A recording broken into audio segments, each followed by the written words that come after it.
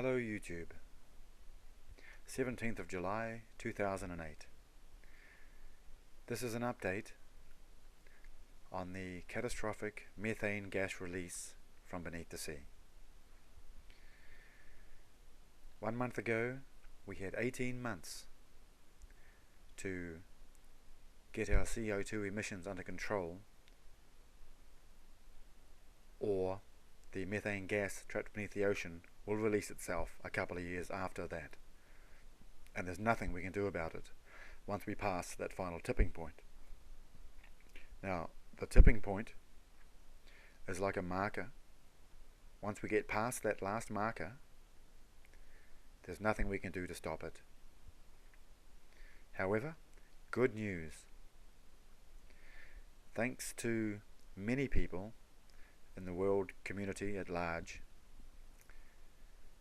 that marker has been moved from 18 months to 2 years and 2 months. That's right, 2 years and 2 months till we reach that final marker. That's wonderful. It's been pushed back another 8 months. How has that been pushed back?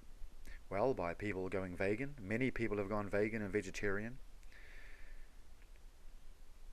People are helping by not using as much fossil fuels, not using as much power supply in their house, and recycling, of course, and doing all those green things that all help a little teensy weeny bit.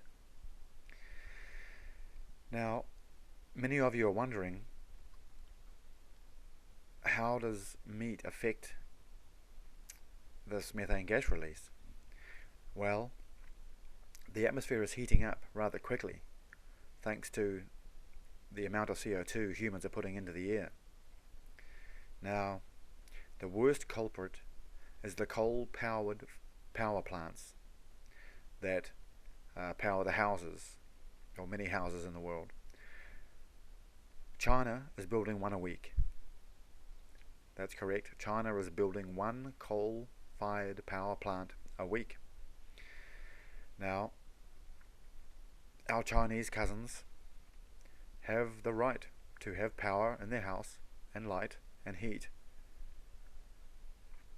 So I don't think there's any chance of us addressing the coal-fired power plants issue and saving us all that way, because quite frankly they're building one a week and nothing's going to stop them. So the next thing people would say, well, it must be transportation, must be the next greatest culprit for CO2. Well, no, unfortunately, it's not. According to the UN, meat eating is the next biggest culprit. According to the UN report, eating meat puts out more CO2 than all of the transport on Earth put together: cars, trains, automobiles, planes, etc. 1 kilogram of meat creates 36.4 kilograms of carbon dioxide. However, 65% of all the nitrous oxide put into the atmosphere by humans also comes from farming the meat. And nitrous oxide is 296 times more damaging than CO2. Now, as I said, 36.4 kilograms of CO2 per 1 kilogram of meat from raising it until it gets in your shops. Now, because there are so many meat eaters on Earth, that equates to mega tons of CO2 emission on a regular basis.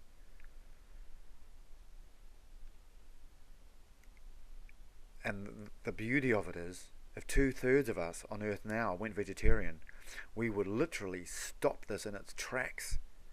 We will stop the methane gas release in its tracks. We will stop global warming in its tracks. If 2/3 of us go vegetarian, vegan now, not only will we push the tipping point backwards, but we will eliminate the need for a tipping point. We will absolutely stop climate change in its tracks. There will still be other things to deal with, but it will not be a global poisoning through a gigantic methane gas release. So please, let's unite in love on this. Let's unite to save our loved ones, the children on earth, the elderly on earth,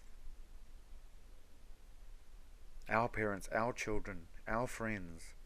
Let's do this to save the world, to save the planet, to save ourselves. Please, let's unite. And in the loving atmosphere of unity, not only will we halt global warming or climate change in its tracks, but we will be able to do wondrous, great, positive things with the power of mass consciousness. Not only stopping climate change. However, that's another blog. So please, go vegetarian, vegan now. Do your bit and help save the world. We do not have to wait for governments to help us on this. We can do this ourselves. And time is of the essence. We have 2 years and 2 months to the final tipping point. And counting. Actually, it's 2 years, 1 month and 3 weeks. Tune in for regular updates. And One Love Unity on YouTube. God bless us all, and take care.